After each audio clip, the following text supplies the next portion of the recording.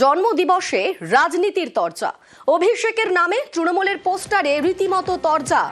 স্বামীজির সিমলা স্ট্রিটের বাড়ির পাশেই পোস্টার। তৃণমূলকে নিশানাবঙ্গ বিজেপির, পাল্টা পদ্মকে তুলোধনা তৃণমূলের। অযথা রাজনীতি কুরুচির পরিচয় বলে পাল্টা তো।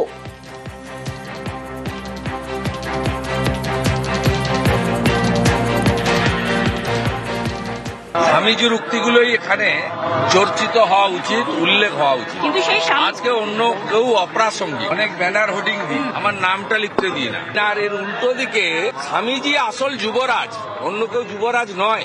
আমি শুনেছি এখানকার প্রধান মহারাজ কাউন্সিলরদের ডেকে বলেছিলেন যে এখানে অন্য কারো ছবি লাগাবেন না, তারপরেও শোনেনি। স্বামীজি একমাত্র যুবরাজ। আমি 33 বছর এখানে আসি, আমার বয়স 55। এখানে অপবিত্র করব না, ওদের কথা এখানে উল্লেখ করবেন না। এরা আরবি সংস্কৃতি ফিরিয়ে আনতে চায়, এরা হিজাব বোরখার লোক, এদের সম্পর্কে এখানে বলবো না। মানুষ এবং জনপ্রিয় যখন নেতৃত্ব থাকেন, তাদেরকে বিভিন্ন চোখে তাদের ফলোয়ার্সরা দেখেন। এটাতে অপমান করার কোনো জায়গা তাদেরও নেই।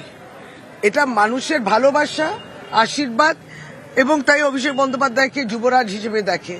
তার ব্যাখ্যা শুধু, তাতে তার কষ্ট হচ্ছে কেন? আমরা এখানে স্বামীজির বক্তব্য এবং আজকে জন্মদিবস উপলক্ষে স্বামীজির কথা, এইটা নিয়ে চর্চা হবে।